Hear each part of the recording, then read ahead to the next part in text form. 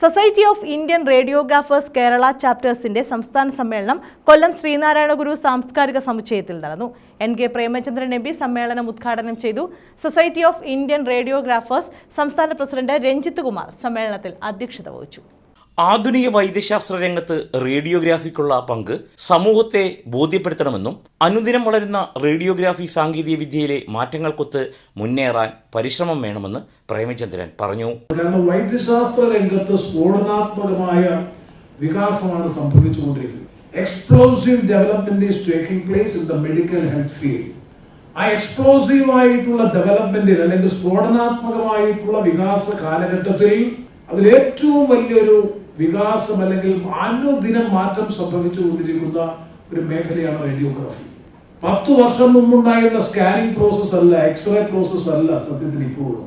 എനിക്കതിന്റെ സാങ്കേതിക വശങ്ങളെ സംബന്ധിച്ചൊന്നും അറിയില്ല. ഡിജിറ്റലൈസ്ഡ് എക്സ്റേയും അതുപോലെ ഡിജിറ്റൽ സംവിധാനം വന്നതോടുകൂടി മെഡിക്കൽ ഫീൽഡ് ടോട്ടലി ഒരു മെഡിക്കൽ ടെക്നോളജി, വൈദ്യശാസ്ത്ര രംഗത്തെ സാങ്കേതിക വിദ്യ ഈ പറയുന്ന മെഡിക്കൽ സയൻസിന്റെ ഒരു പ്രധാന ഘടകമായി മാറി തീർന്നിട്ടുണ്ട്. Medical science and medical technology, medical science and technology എന്ന് വേണമെങ്കിൽ വിശേഷിപ്പിക്കാൻ കഴിയും.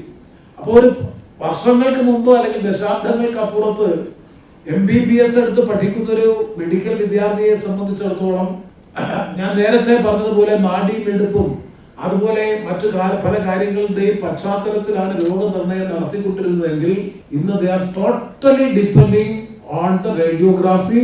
General secretary George Shine, Sadanandan, MP Vishnu, G Rajesh Kumar, A Asmin, AL Arun, R Sivakumar എന്നിവർ സംസാരിച്ചു.